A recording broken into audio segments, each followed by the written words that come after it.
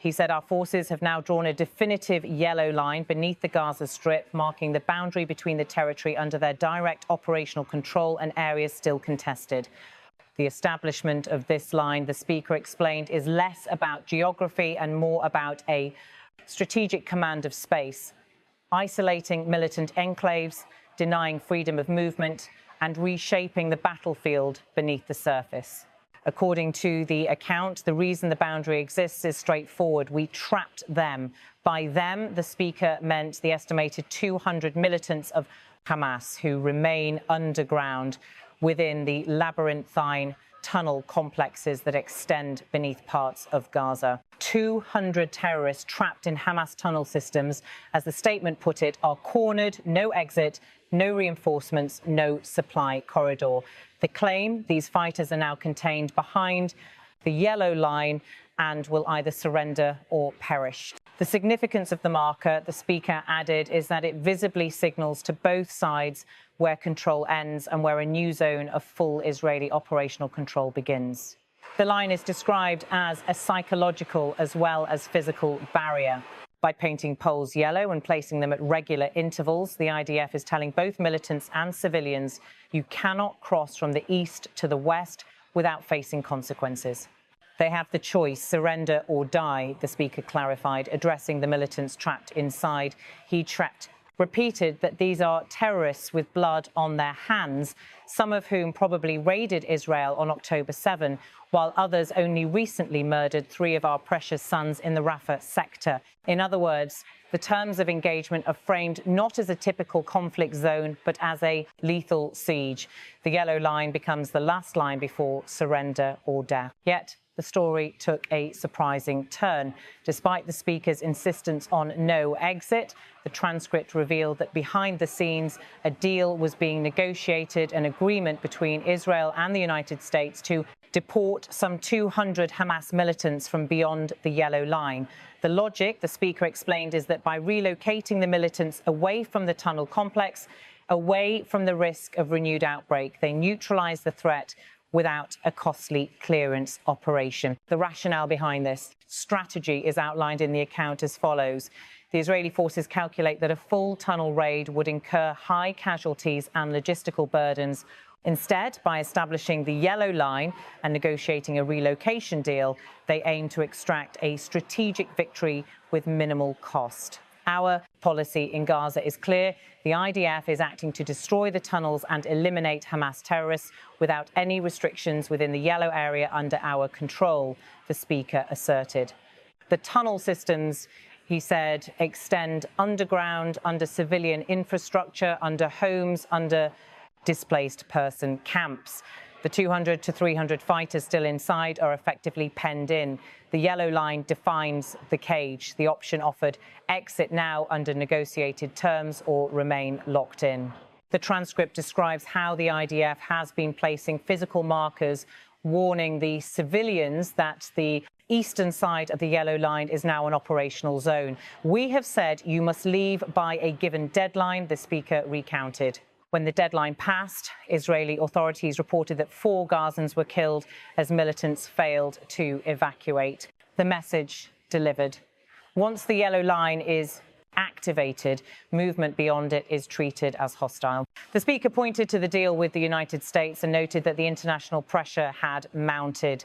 The U.S. had insisted on a humanitarian dimension, a form of exit for militants to reduce the risk of mass civilian casualties and wider escalation. The transcript includes the phrase Israel and the United States reached a significant compromise agreement on the deportation of some 200 Hamas terrorists. This shift, he explained, is what turns the yellow line operation from a pure military enclosure into a negotiated extraction. However, the speaker emphasized that the relocation or deportation is not equivalent to immunity. They will not walk free. The terms disarmament, relocation to third-party states, monitoring. The speaker insisted there is no safe passage for these militants unless they surrender arms and accept removal. Should they refuse, the include or die dynamic inside the tunnel system will apply. Civilian displacement was addressed in the narrative. The yellow line has divided the strip into two halves. Israeli-controlled territory to the east, about 53% of Gaza, according to satellite analysis, and the remaining area under Palestinian or Hamas control to the west. This partitioning is described as part of the operation not only to trap militants, but to redefine control, reshape territorial reality. It looks like a de facto creeping annexation, the speaker quoted an aid group official analysing the line's longer-term implications. On the ground, the IDF emphasised that civilians still inside the eastern sector were urged to move westward ahead of the yellow line enforcement. Militants who chose to stay would be treated as combatants and targeted accordingly. The transcript underscores this with the warning, anyone who tries to reach beyond the boundary is immediately targeted. The speaker gave a detailed account of how this strategy was conceived. It began with intelligence gathering, mapping the tunnel systems, identifying clusters of fighters, sealing supply lines. The next phase, laying the yellow line markers, deploying surveillance and drones, erecting posts and observation towers. The final phase, opening the negotiation with the United States to offer the relocation exit in exchange for surrender of arms and exit from the tunnel. Complex. In the speaker's words, the outcome is threefold. First, isolating and neutralizing the militant enclave with minimal risk to Israeli troops. Second, avoiding a large-scale urban fighting scenario with high civilian casualties. Third, reshaping the Gaza battlefield so that the yellow line becomes the new demarcation of Israeli presence. The transcript emphasizes the psychological dimension. For the trapped fighters, the yellow line is a coffin. You are here, you cannot go out, they know it, we know it. They can only either come out in surrender or be buried underground. For civilians, it marks a warning line. Leave before you become collateral or face the battlefield. On the diplomatic front, the transcript notes that the U.S. role was decisive. Pressure from Washington was applied to Israel in order to head off a humanitarian explosion in Rafah. The speaker said, under U.S. pressure, we offered a route of exit. That was the price of lifting the siege without the full clearance. The tactic here is that Israel achieved the military objective and the United States obtained the humanitarian escape path.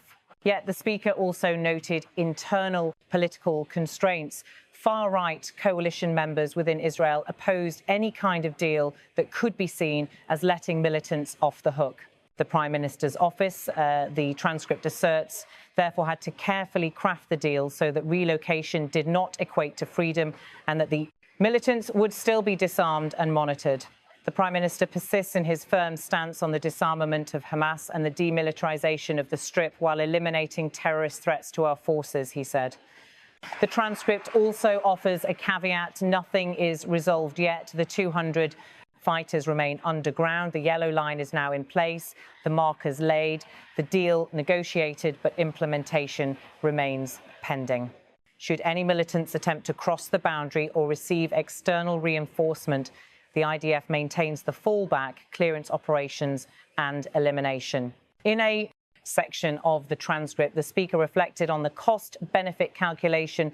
We could storm the tunnels street by street, room by room, but that would cost hundreds of lives in our forces and thousands of civilian casualties. Instead, the yellow line strategy seeks to force a decision: surrender or trap. He described the decision point a week-long deadline, movement of civilians out of the zone, then markers placed, then cut-off, then relocation negotiations. The speaker recalled the instance where the 4 Gazans were killed after the deadline passed and they remained in the eastern area. 4 Gazans said killed after Israeli deadline passes for gunmen to leave IDF-held zone. That was an explicit warning to both militants and civilians of what the boundary enforcement means in practice. He concluded with a broader strategic view. The Gaza conflict is no longer simply about eliminating Hamas. It is about redefining the territorial equation. Once the yellow line is consolidated, Israel will retain control of more than half the Strip's territory, leaving the rest compressed under humanitarian and military constraints. One analyst was cited: the yellow line could evolve into a high and sophisticated barrier that will shrink the Gaza Strip, enlarge the Western Negev, and allow for Israeli settlements to be built there. In closing, the speaker said, "This is the masterstroke behind the yellow line. We didn't run this as a raid. We ran it as a containment. We turned geography into the battlefield. The tactic is framed as a turning point instead of a classic clearing operation. The story is of a line drawn, a cage built, and the enemy forced to make the election. They are trapped like rats inside Rafah's complex tunnel system," he said, quoting Israeli officials. "The logic, once movement is severed, capacity to fight declines. The question remains, will the militants choose surrender and relocation or fight to their last breath?"